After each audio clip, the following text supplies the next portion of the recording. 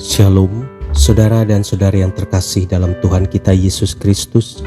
Marilah kita luangkan waktu beberapa menit untuk berkencan dengan Tuhan saat ini, agar dari hari ke hari kita semakin dekat dengan Tuhan, sehingga hidup kita semakin diberkati dan menjadi berkat. Pembacaan dari surat Rasul Paulus kepada jemaat di Efesus, bab 4 ayat 29. Janganlah ada perkataan kotor keluar dari mulutmu, tetapi pakailah perkataan yang baik untuk membangun di mana perlu, supaya mereka yang mendengarnya beroleh kasih karunia. Demikianlah sabda Tuhan, syukur kepada Allah.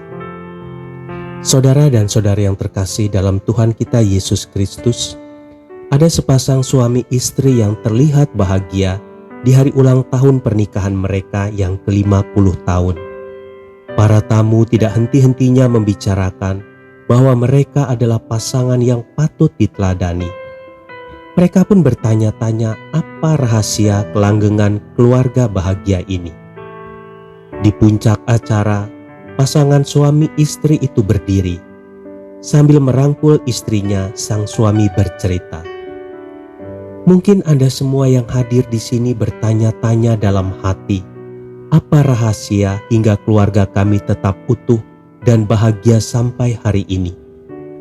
Beberapa minggu sebelum menikah dengan wanita yang saya kasihi ini, saya berbincang-bincang dengan bapak calon mertua saya.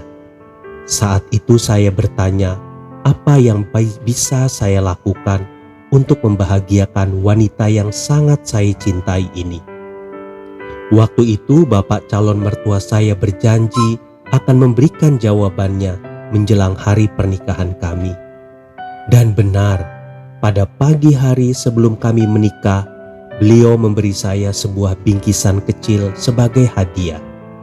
Sambil memeluk saya, beliau berbisik, "Semua yang ingin kau ketahui untuk menjaga orang yang kau kasihi dan menjadikan perkawinanmu berhasil ada di dalam bingkisan ini." Rasa ingin tahu membuat tangan saya segera membuka bingkisan itu. Di dalam bingkisan itu ada sebuah jam saku bersalutkan emas dan sebuah pesan bertuliskan, "Setiap hari katakan sesuatu yang indah kepada kekasih jiwamu." Saya mempunyai segudang kekurangan dan kelemahan. Demikian juga istri saya. Tetapi kekurangan dan kelemahan itu tidak memudarkan kasih sayang di antara kami. Setiap kali membuka jam itu, saya selalu diingatkan dan termotivasi untuk memberikan kata-kata pujian sebagai bentuk penghargaan saya kepada wanita bijak ini. Dia begitu setia mendampingi saya.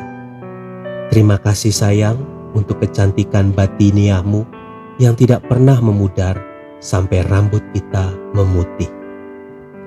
Saudara dan saudari yang terkasih dalam Tuhan kita Yesus Kristus, setiap orang senang menerima kata-kata pujian yang menyatakan bahwa dia dihargai. Memberi kata-kata pujian sebagai bentuk penghargaan adalah hal yang sederhana dan mudah untuk dilakukan. Namun banyak orang yang tidak menyadari besarnya arti dan pengaruh kata-kata pujian yang diberikan dengan tulus kepada pasangannya. Ada banyak faktor yang menyebabkan rumah tangga retak, tetapi kata-kata pujian dan penghargaan akan menguatkan, bahkan memperbaharui tali pernikahan yang hampir lapuk dimakan situasi dan waktu. Saudara dan saudari yang terkasih dalam Tuhan kita Yesus Kristus, penulis Amsal berkata bahwa kata-kata penghargaan yang manis dan membangun seperti buah apel di pinggan perak. Amsal 25 ayat 11. Siapa yang tidak menginginkan apel emas di pinggan perak? Semua orang tentu menginginkannya. Oleh sebab itu, jangan biarkan apapun menghalangi kita untuk mengungkapkan isi hati kita kepada orang yang kita kasihi. Usahakanlah agar kata-kata penghargaan mengalir dengan tulus dari hati dan bibir kita. Tuhan Yesus memberkati. Marilah kita berdoa dalam nama Bapa dan Putra dan Roh Kudus. Amin. Tuhan Yesus, sungguh aku rindu untuk membahagiakan pasangan hidup yang Engkau berikan padaku. Mampukanlah aku untuk melakukannya, sehingga ikatan cinta kasih kami semakin hari semakin kuat. Amin. Dalam nama Bapa dan Putra dan Roh Kudus. Amin.